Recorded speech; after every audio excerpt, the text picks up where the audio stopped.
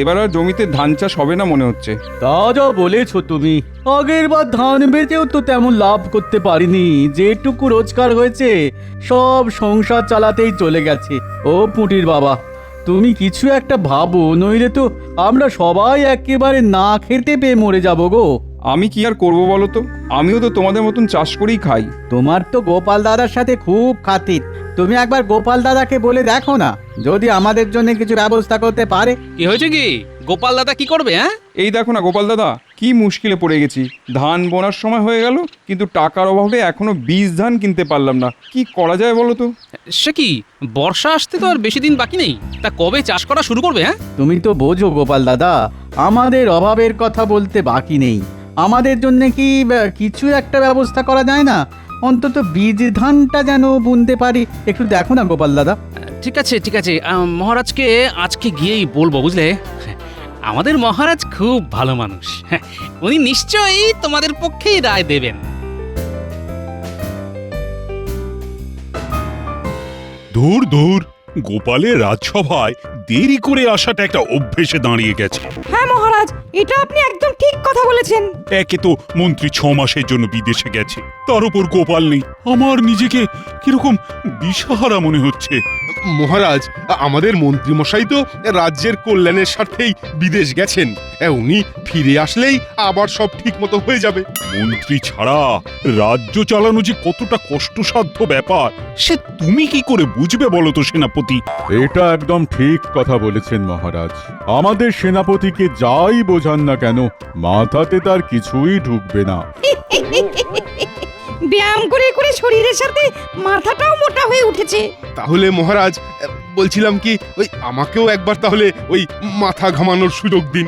তাহলে আমিও দেখিয়ে দেব আমি কিরকম ওই ধুরন্ধর চতুর লোক। হ্যাঁ, ঠিক আছে সেনাপতি, তাহলে আমাদের মন্ত্রীর অবর্তমানে তোমাকেই আমি সাময়িক কালের জন্য মন্ত্রী ঘোষণা করলাম। এমনিতেও আমাদের রাজ্যে যুদ্ধ ঝামেলা তো কিছুই হয় না, তাই সেনাপতির তেমন কোনো কাজও নেই।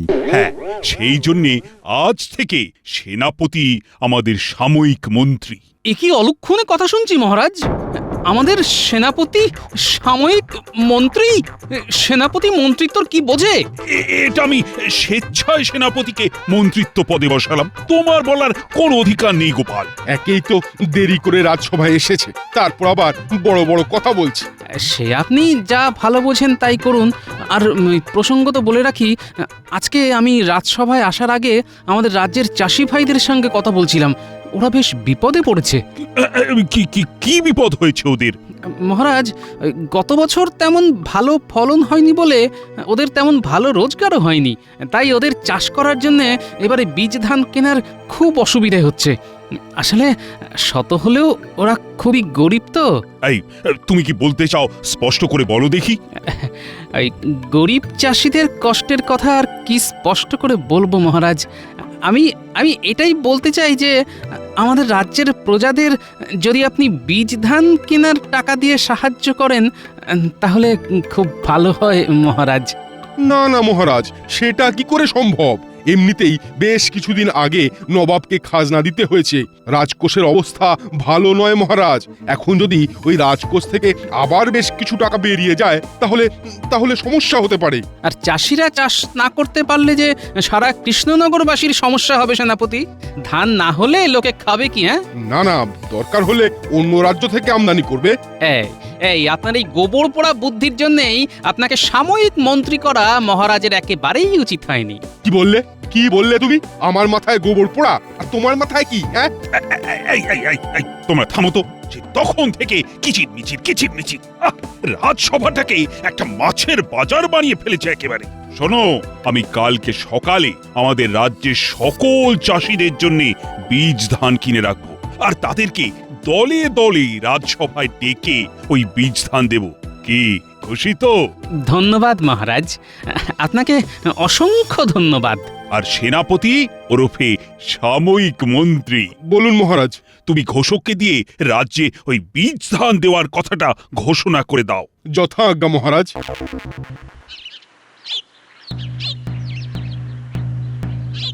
শোনো শোনো শোনো, আগামীকাল আমাদের কৃষ্ণনগরের মহারাজ কৃষ্ণচন্দ্র আমাদের রাজ্যের সকল চাষিদের চাষ করার জন্যে বীজ ধান উপহার দেবেন।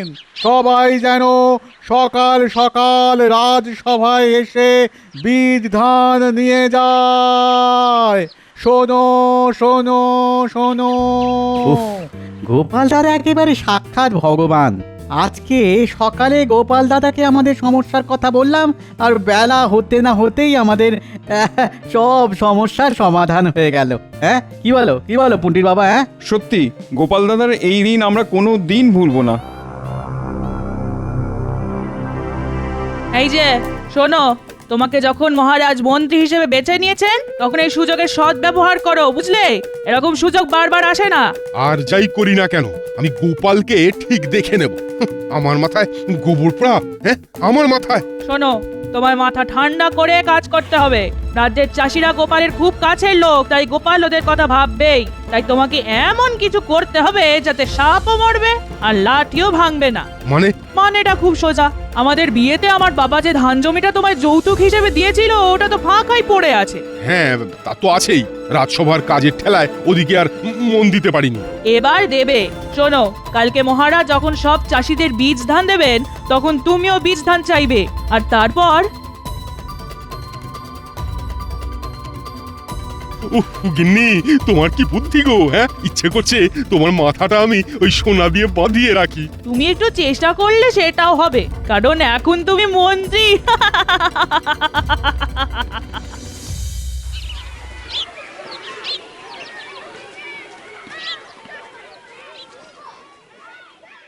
মহারাজ, আমাদের রাজ্যের সমস্ত চাষি ভাইয়েরা রাজবাড়ির দরজার সামনে অপেক্ষা করছে।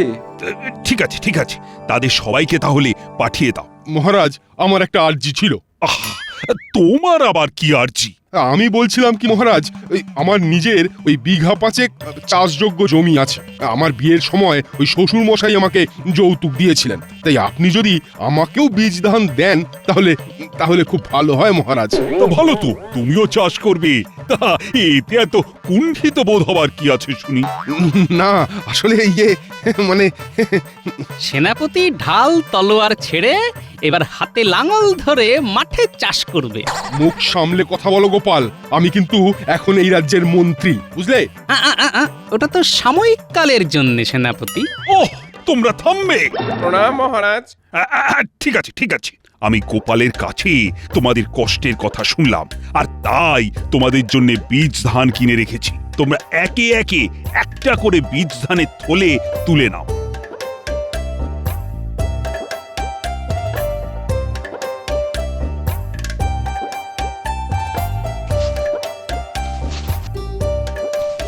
মহারাজ, তাহলে আমিও একটা নিলাম। হ্যাঁ, নাও।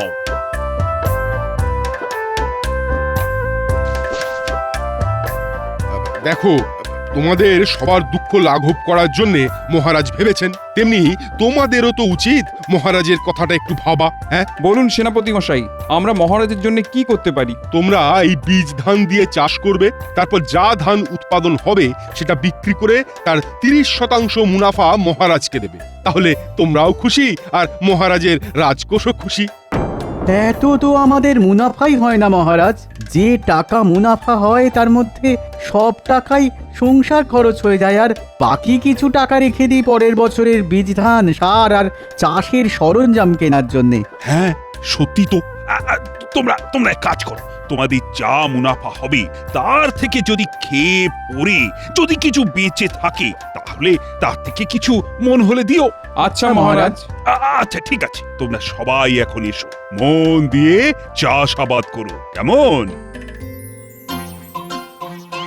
এই এই এই hot hot hot hot hot hot hot এই হট। কি হে পুটির বাবা, কাজ শুরু করে দিয়েছো? হ্যাঁ গো গোপাল দাদা, কদিন পরেই বৃষ্টি শুরু হবে, তাই কাজ তো করতেই হবে। হ্যাঁ, ভগবানের কাছে তাই বলো, বৃষ্টি হলেই সবার মঙ্গল, শুধু আমার অমঙ্গল। কেন, তোমার আবার কি সমস্যা? সে শুধু আমিই জানি, বুঝলে। চলি গো, পরে দেখা হবে। চাপ বাবা, গোপাল দাদা যে কি বলতে চাইলো আর কি বলে গেল কিছুই বুঝতে পারলাম না। বাহ বাহ বাহ বাহ বাহ বাহ, কি সুন্দর ধান হয়েছে। হ্যাঁ, এই ধান বেচে অনেক টাকা রোজগার হবে। সেই জন্য এমন একটা পরিকল্পনা করতে হবে যাতে শুধু আমার রোজগার হয় আর বাকি চাষিরা হুতাশ করে। হ্যাঁ, কিরে বটা, বাড়ি আছিস নাকি? আরে এই বটা, আরে ওই হতভাগা, কোনো সারা শব্দ নেই কেন? এ কি সেনাপতি মশাই, আপনি? এই বিশ্বাস করুন, আমি চুরি চামারি কিচ্ছু করিনি। যেদিন থেকে মন্ত্রী মশাই বিদেশ চলে গেছেন সেদিন থেকে আমি ভালো হয়ে গেছি, সত্যি। ওরে হতভাগা, অত ভয় পাওয়ার কিছু নেই। আমি তোকে মারধরও করব না আর ধরেও নিয়ে যাব না। তাহলে কি করতে হবে সেনাপতি মশাই? শোন, এটা নিশ্চয়ই হয়তো শুনে থাকবি যে আমাদের রাজ্যের মন্ত্রী মশাই বেশ কিছুদিনের জন্য বিদেশ সফরে গেছেন, আর তার বদলে আমি এখন সাময়িক মন্ত্রী হয়েছি। হ্যাঁ, তা একটা কানাঘুষো খবর শুনছিলাম বটে। কানা ঘুষো না, এটাই সত্যি। আর এখন তুই আমার হয়ে কাজ করবি, বুঝলি? আর ঘটা? ওই বেটা শুধু নামেই ঘটা, কিন্তু ঘটে একটুও বুদ্ধি নেই। আর আমি ওই দল ভারী করতে চাই না, বুঝলি? তাই শুধু আমি তোকেই বেছে নিয়েছি। আচ্ছা, বলুন কি করতে হবে? এই নে, এটা ধর। এই থলে দুটোর মধ্যে কি আছে? কি আছে না আছে সেই নিয়ে বেশি মাথা ঘামাস না বাপ। তোকে কি করতে হবে সেইটা শোন। বলুন কি করতে হবে? শোন, আজ রাতে তুই এই থলের মধ্যে যে গুঁড়োটা আছে ওই আমাদের রাজ্যের সমস্ত চাষিদের জমিতে সেই গুঁড়োটা ছড়িয়ে দিবি। কিন্তু হ্যাঁ, ওই ভুল করেও আবার আমার চাষ করা জমিতে ছড়াবি না, বুঝলি? না না, তা কেন? আপনি যেখানে বলবেন সেখানেই ছড়াবো। আর শোন, আজকে গভীর রাতে তাহলে এই গুঁড়ো ছড়িয়ে দে। আর এই নে, এটাও ছড়াতে হবে? তোর ইচ্ছে হলে ছড়াবি। শোন, এতে বেশ কিছু টাকা আছে আর এটা তোর বকশিস।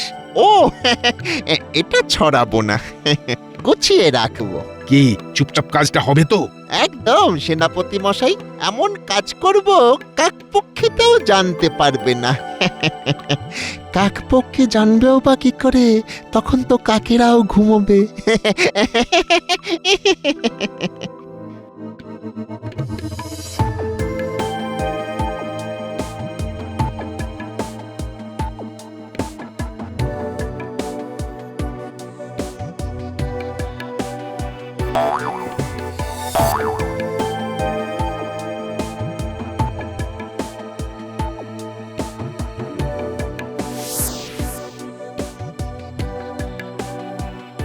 সেনাপতি মশাই, কাজ হয়ে গেছে। সাবাস, এই তো চাই। গোপাল বলেছে আমার মাথায় নাকি গোবর ভরা। এই মাথা খাটিয়ে আমি যা রোজগার করব গোপাল স্বপ্নেও ভাবতে পারবে না। হ্যাঁ, এতদিনে একটা কাজের মতো মন্ত্রী পেয়েছি। কিন্তু একটা কথা বলুন তো, আমি যে কালকে রাতে সব জমিতে জমিতে গুঁড়োটা ছড়িয়ে দিলাম, সেটা কি ছিল? সেটা কি ছিল তুই ঠিক এক সপ্তাহ পরেই বুঝতে পারবি। কে জানে বাবা, আপনার মাথায় কি চলছে সেটা শুধু আপনি আর ভগবানই জানেন। বেশি জানা বোঝার চেষ্টা করিস না। তুই তোর বকশিস পেয়ে গেছিস, এখন মুখে একেবারে কুলুপ এঁটে বাড়ি গিয়ে ঘুমিয়ে পড়। যা, দূর হ। আয় আয় আয় আয় আয় আয় আয় আয় আয় আয়, আমার কি সর্বনাশ হলো! আমার সব খাটনি শেষ হয়ে গেল। এ কি পুটির বাবা, ধানের একই অবস্থা? সব ধান তো মরে গেছে। কে আমার এত বড় সর্বনাশ করলো?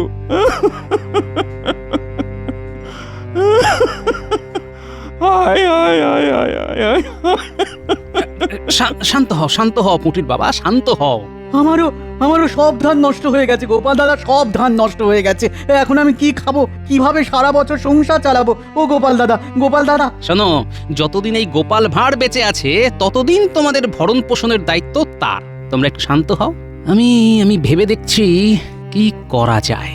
দাদু দাদু দাদু আমাদের সব চাষিদের জমির ধান নষ্ট হয়ে গেছে, কিন্তু সেনাপতি মশাইয়ের জমিতে কিচ্ছুটি হয়নি।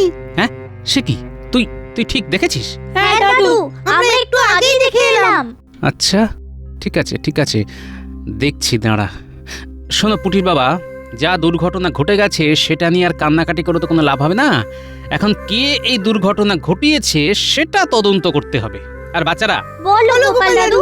তোরা আজ থেকে সেনাপতির প্রত্যেকটা পদক্ষেপে নজর রাখবি, আর কোনো রকম সন্দেহজনক কিছু বুঝতে পারলেই আমাকে খবর দিবি, বুঝলি?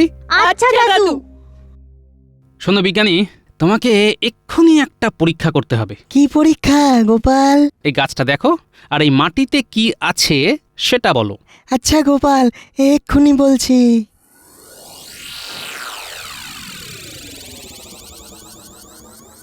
এ তো গোপাল রাসায়নিক বিষক্রিয়া। হ্যাঁ, এই মাটিতে একটা বিষাক্ত রাসায়নিক লবণ মেশানো হয়েছে, তার ফলে জীবন্ত গাছ সব মরে গেছে। শোনো বিজ্ঞানী, তুমি এর থেকেও একটা বিষাক্ত রাসায়নিক বানাও, যেটা ছড়ানোর ফলে জীবন্ত নয়, মৃত গাছও পচে যাবে। আচ্ছা আচ্ছা গোপাল, আমি আজই বানিয়ে রাতের মধ্যে তোমাকে দিয়ে দেব। এবার আমিও দেখব কত ধানে কত চাল। হাহ, রাজ্যের সাধারণ চাষিদের সর্বনাশ করে ভেবেছেন নিজে বড় লোক হবে না? হ্যাঁ, সেগুড়ে বালি।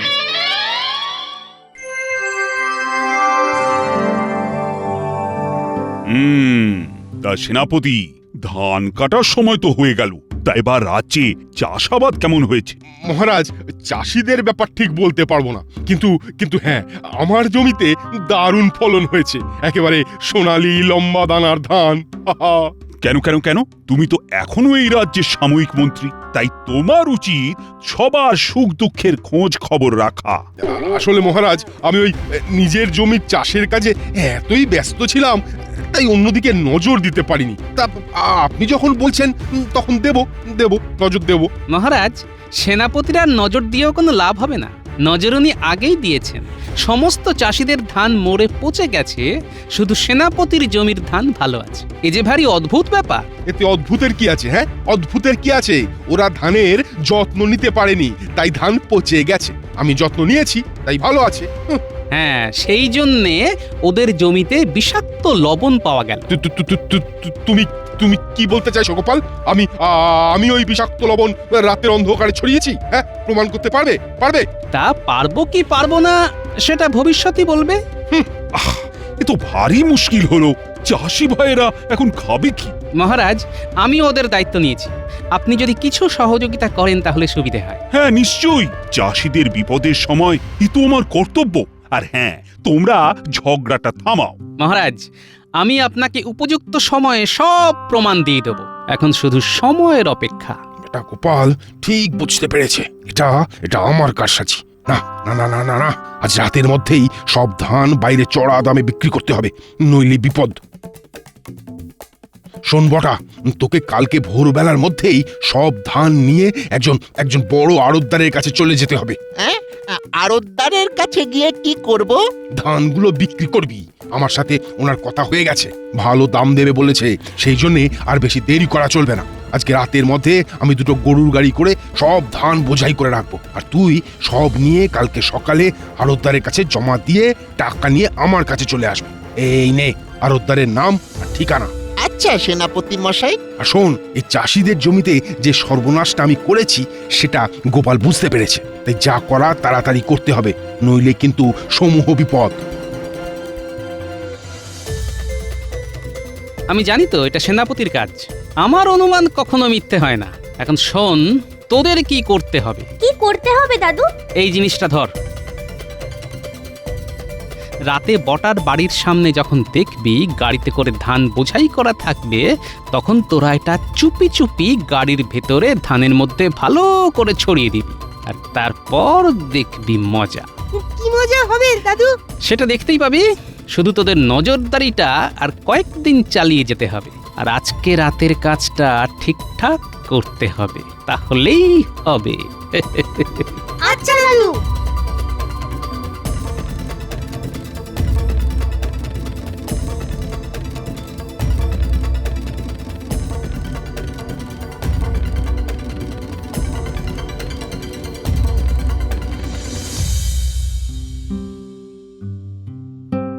কি গোপাল, দুদিন তো হয়ে গেল, তা এখনো তো পৌঁছা গেল না কে বা কারা এই চাষি ভাইয়েদের সর্বনাশ করেছে। উপযুক্ত সময় হলে সব ধরা পড়বে মহারাজ। সত্য কখনো চাপা থাকে না। সেনাপতি মশাই, সেনাপতি মশাই। এ কি, কে তুমি? হুট করে রাজসভায় ঢুকে পড়লে যে? আমি একজন আড়তদার। সেনাপতি আমাকে ধান বিক্রি করেছিল, কিন্তু ধানগুলো সব পচে গেছে। সেনাপতি আমার সঙ্গে বেইমানি করেছে। সে কি? এ কি করে সম্ভব? আমি তো আমার নিজের জমিতে রাসায়নিক মেশাইনি। আমি তো হ্যাঁ কি বললেন সেনাপতি মশাই? কিছু না বাবা, আমি কিছু করিনি। দেখলেন মহারাজ, সেনাপতি মুখ ফসকে আসল কথা বলে ফেলেছে। এ কি সেনাপতি? তার মানে তুমি? আগে মানে হ্যাঁ মানে না মানে মহারাজ, কি হয়েছে? আমার টাকা আমায় ফেরত দিন, নইলে আমি কিন্তু আমার গ্রামের লোকজনকে ডেকে এনে তুমুল অশান্তি করব। ভুল হয়ে গেছে মহারাজ, আপনি আমায় ক্ষমা করে দিন মহারাজ। এত চাষির সর্বনাশ করেছো? না না না না না, আমি তোমাকে কখনোই ক্ষমা করব না। আজ থেকে তোমার বেতন বন্ধ, আর তোমার ওই জমি বাড়ি সব আজ থেকে চাষিদের দিয়ে দেওয়া হবে। ও মহারাজ, আমি তাহলে না খেতে পেয়ে মরে যাব। বিশ্বাস করুন, আমি ভুল করে ফেলেছি। কিন্তু সেনাপতি তো নিজের জমিতে রাসায়নিক মেশায়নি, তাহলে? একেই বলে পাকা ধানে মই। সেনাপতি চাষিদের কাঁচা ধানে মই দিয়েছিল, আর আমি মই দিয়েছি পাকা ধানে। আর এই কাজে সাহায্য করেছে বিজ্ঞানী। হ্যাঁ নয় হ্যাঁ।